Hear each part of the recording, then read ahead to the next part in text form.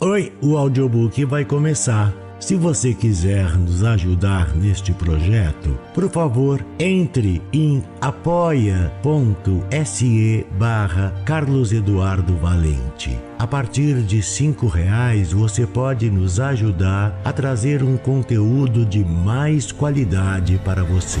Você também pode se inscrever em nosso canal do YouTube e tornar-se membro para ter conteúdos inéditos antes de qualquer outra pessoa.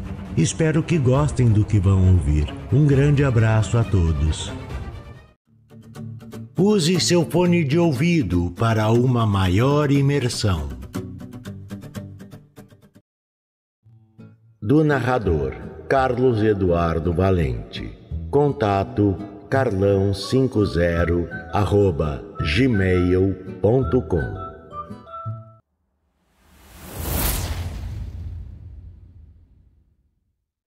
Notas do Subsolo, de Fyodor Dostoiévski.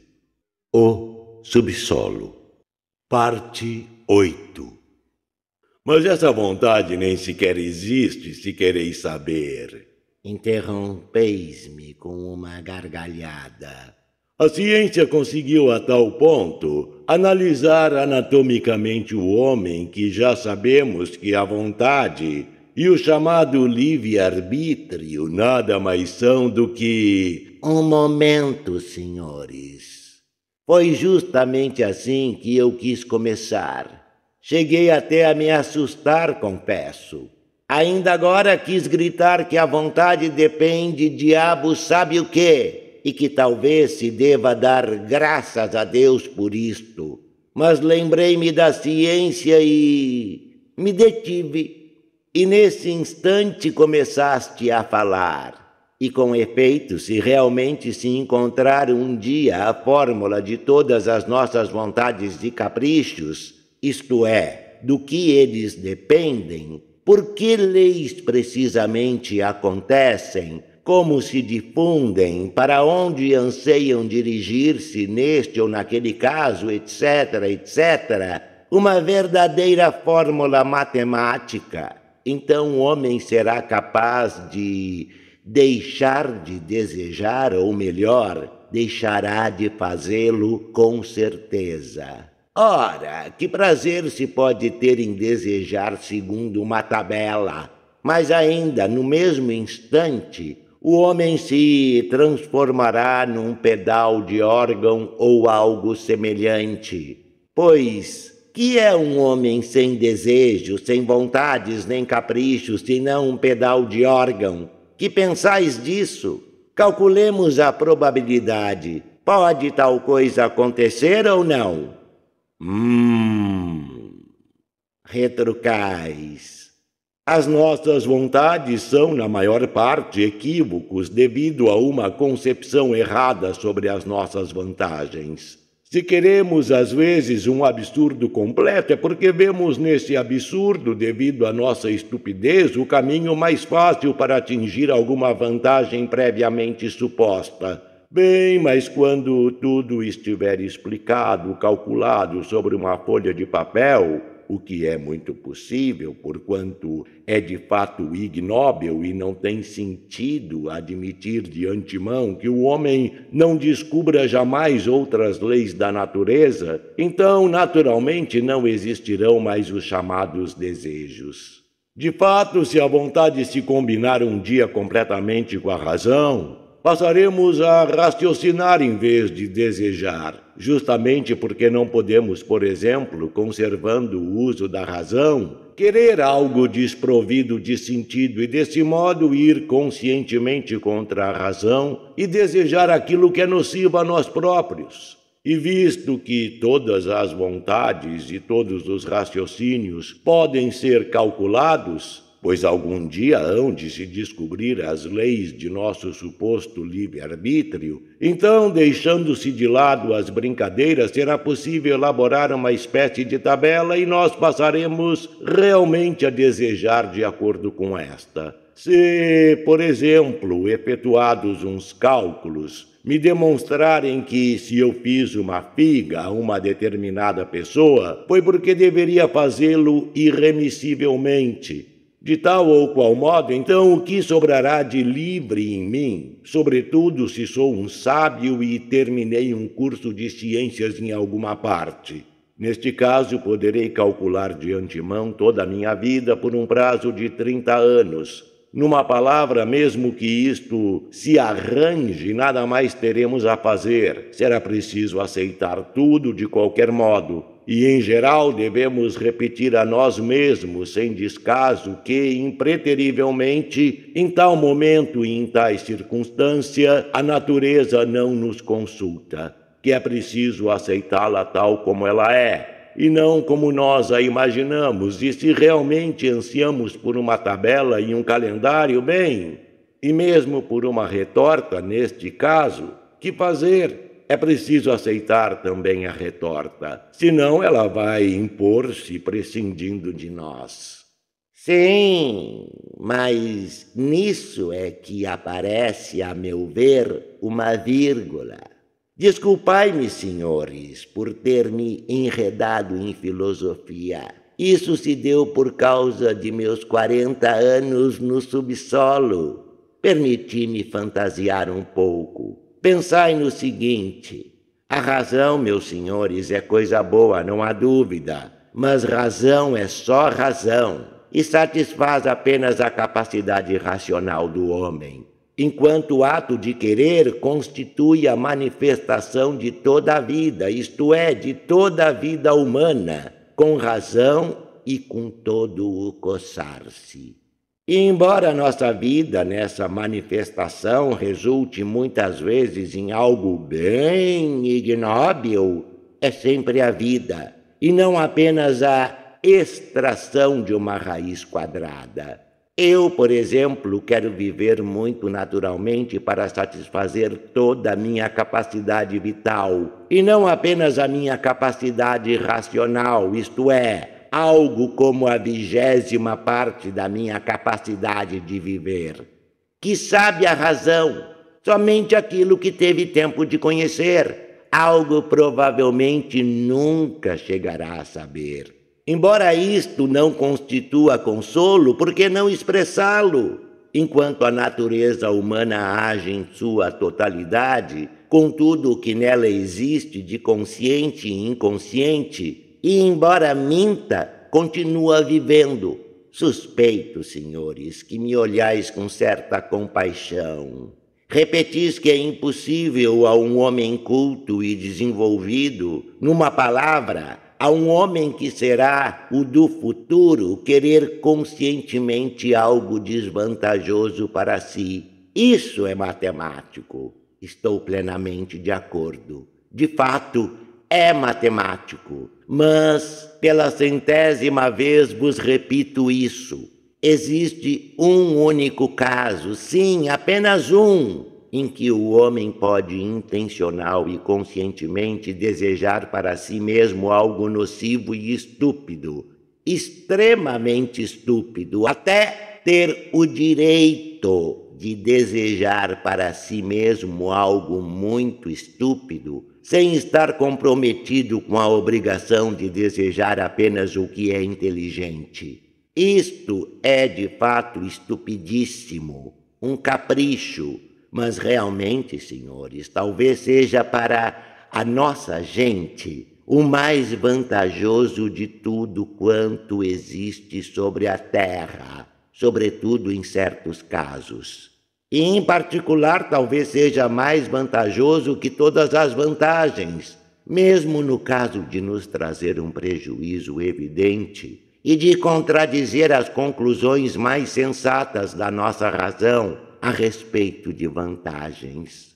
Pois, em todo caso, conserva-nos o principal, o que nos é mais caro, isto é, a nossa personalidade e a nossa individualidade. Alguns afirmam que isto constitui de fato o que há de mais caro para o homem. A vontade pode, naturalmente, se quiser, concordar com a razão, sobretudo se não se abusar deste acordo e se ele for usado moderadamente. Isto é útil e, às vezes, até louvável. Mas a vontade, com muita frequência e na maioria dos casos, de modo absoluto e teimoso, diverge da razão e sabeis que até isto é útil e às vezes muito louvável? Senhores, admitamos que o homem não seja estúpido. Realmente não se pode de modo algum dizer isso a seu respeito, pois se for estúpido, quem será inteligente então?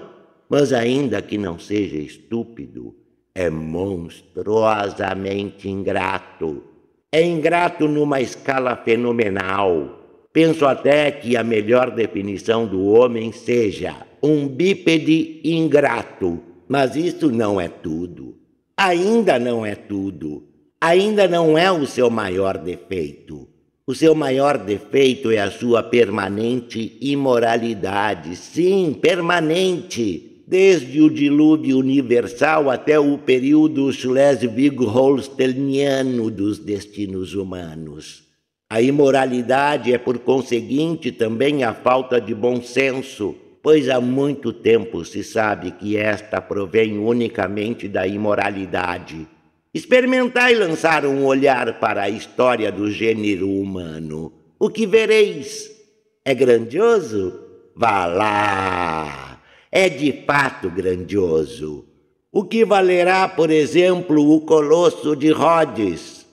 Não é em vão que o senhor Anaevsky, romancista cujos livros foram alvo de constantes gracejos nos jornais da época, atesta a seu respeito que, segundo uns, seria obra humana e, segundo outros, da própria natureza.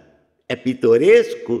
Vá lá! É pitoresco de fato. Basta examinar em todos os séculos e em relação a todos os povos os uniformes de gala usados por militares e civis. O que não valerá tudo isso? E o mesmo acontece com os uniformes de serviço. Nenhum historiador resistirá à tentação de descrevê-los. É monótono? Vá lá, de fato é monótono. Luta-se e luta-se. Luta-se atualmente, já se lutou outrora e tornar-se-á a lutar ainda mais. Concordai comigo, é até demasiado monótono. Numa palavra pode-se dizer tudo da história universal, tudo quanto possa ocorrer à imaginação mais exaltada. Só não se pode dizer o seguinte, que é sensata.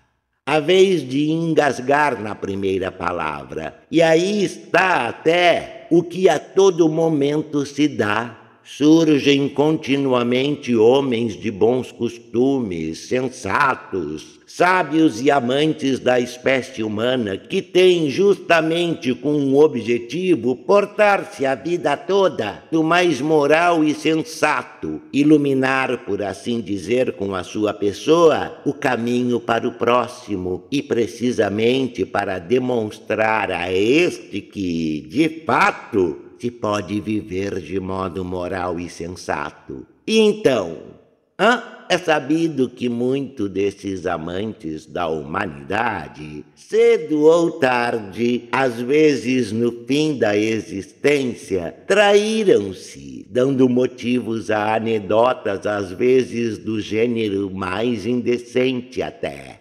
Pergunto-vos agora, o que se pode esperar do homem como criatura provida de tão estranhas qualidades? Podeis cobri-lo de todos os bens terrestres, afogá-lo em felicidade, de tal modo que apenas umas bolhazinhas apareçam na superfície desta, como se fosse a superfície da água. Dar-lhe tal fartura do ponto de vista econômico que ele não tenha mais nada a fazer a não ser dormir, comer pão de ló e cuidar da continuação da história universal, pois mesmo neste caso o homem, unicamente por ingratidão e pasquinada, há de cometer alguma ignomínia. Vai arriscar até o pão de ló e desejar intencionalmente o absurdo mais destrutivo, o mais antieconômico, apenas para acrescentar a toda essa sensatez positiva o seu elemento fantástico e destrutivo.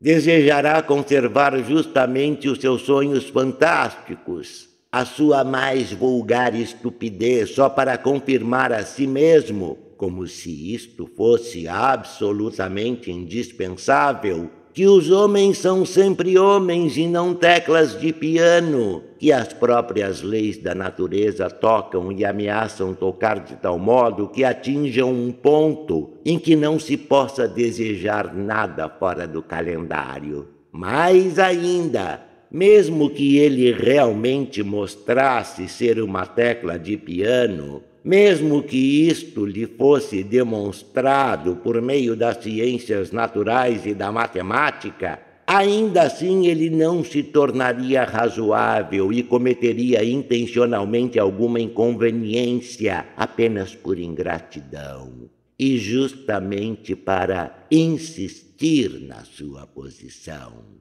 E no caso de não ter meios para tanto, inventaria a destruição e o caos, inventaria diferentes sofrimentos e, apesar de tudo, insistiria no que é seu. Lançaria a maldição pelo mundo e, visto que somente o homem pode amaldiçoar, é um privilégio seu, a principal das qualidades que o distinguem dos outros animais. Provavelmente com a mera maldição alcançaria o que lhe cabe. Continuaria convicto de ser um homem e não uma tecla de piano. Se me disserdes que tudo isso também se pode calcular numa tabela, o caos, a treva, a maldição, de modo que a simples possibilidade de um cálculo prévio vai tudo deter, prevalecendo a razão, vou responder-vos que o homem se tornará louco intencionalmente para não ter razão e insistir no que é seu.